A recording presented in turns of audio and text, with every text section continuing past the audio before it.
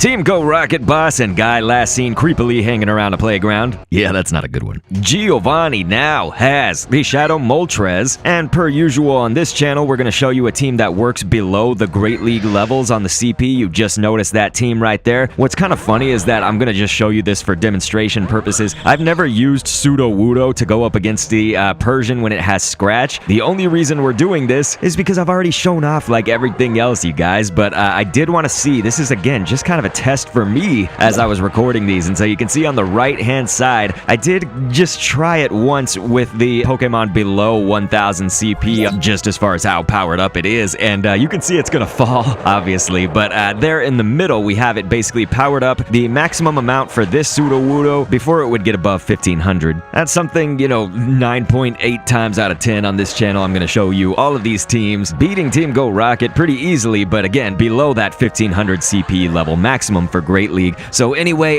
Persian right here has Scratch. We've discussed it so many times. I'm going to link to the video as always. It's going to be in the description in the top pinned comment and everywhere that we can do it. Basically, the Persian fight will go very differently if it has Scratch compared to if it has Feint Attack. Now, if your trainer level is below level 40 and you have like a Machamp that's probably above the Ultra League or maybe even within the Ultra League levels, it's probably still going to win regardless if you have Counter and Cross Chop as your attacks right here. We don't need the payback, so we're just using Cross Chop today on this Machamp. We've been through this so many times on this channel, so I'm really trying to not repeat too many things, but also for anybody that is new, just finding me for the first time, maybe just came back to the game and stuff like that, it's always good to explain these sorts of things, so I'll try as quickly as I can as we're going up against the Kangaskhan right now. Machamp really a great candidate for taking on Kangaskhan, I will tell you guys. Totally awesome when you've got Counter and Cross Chop, and that's because, of course, every single time you use a charge move or they use a charge attack, whether it's shielded or not, the Team Go Rocket side is going to stand still for a few seconds. The same applies for if your Pokemon switch out or them. That could be manually switching or fainting. That's an even longer time period where, again, they're going to stand completely still. You're going to see this Kangaskhan won't do anything for just about 3 seconds. Counter is also kind of one of those broken fast attacks where you're going to be dealing a lot of damage, but you're also going to be generating a lot of energy per hit, and the animation doesn't really take that long to play through. So just kind of all around, Counter is like an amazing fast attack right here. You can see that this Machamp, it's 1045. That's what its CP is. We actually had it below 1000 earlier. Maybe you could pull that off in some cases. If it had Rock Slide right now, it could totally just solo sweep this whole thing. Depends on your level, of course, though, because we mentioned, obviously, earlier, this is just a first look, and we're actually looking at this from the perspective of an account in the mid-30s. Anyway, the Team Go Rocket Pokemon, their CP will scale up and down based on your trainer level. So somebody who's actually level 40 or above is going to face Pokemon of a higher CP amount than, say, this account or someone below level 40, basically. The reason for Omastar right here is because it actually resists the fire right now of Moltres. Unfortunately, it did faint. If it was just powered up even once more, I bet it would have survived that. To get off another Rock Blast, it almost had it right there, actually. It was just like one attack away from getting off that Rock Blast, which is fine because we can just come in and take out the trash here with Machamp with Cross Chop one last time. It had enough energy generated. It doesn't even need much after that switch, honestly, to get off that last Cross Chop, which is gonna be the end of Giovanni and his Shadow Moltres right there. But like I was saying, you know, the fight can go very differently based on your trainer level, so I'll show another video very shortly where we're taking it on from level 40 and above accounts. But again, if you're using Omastar or Kabutops, those are Pokemon that are going to have a major resistance to fire because they're rock and water. Both rock and water types each resist fire, so that's going to be a double time resistance. You can still go with Pokemon like Rhyperior, Golem, basically focus on rock because Moltres is actually going to be doubly weak to rock. Unfortunately, of course, with Omastar, having a full rock moveset would have been better for this case, but Rock Throw is a legacy move, so not a lot of your Omastars are probably going to have it if you are new to the game or caught it recently. Now, of course, Moltres could also be using Wing Attack as its fast attack. Surprisingly enough, you could go with a Pokemon like Aggron, as long as you had a rock move in there somewhere. Aggron would not love Moltres against fire, though, so you need to be very specific on which move that you're fighting and address the Moltres for that. See, in this case, we took it on with Omastar, Kabutops, because we would double resist the fire while also dealing super effective damage double time with that rock. And you guys, always Galarian Stunfisk, unless, of course, the Moltres is using Fire Spin. It's not gonna like that. Click an end screen, and thanks for viewing.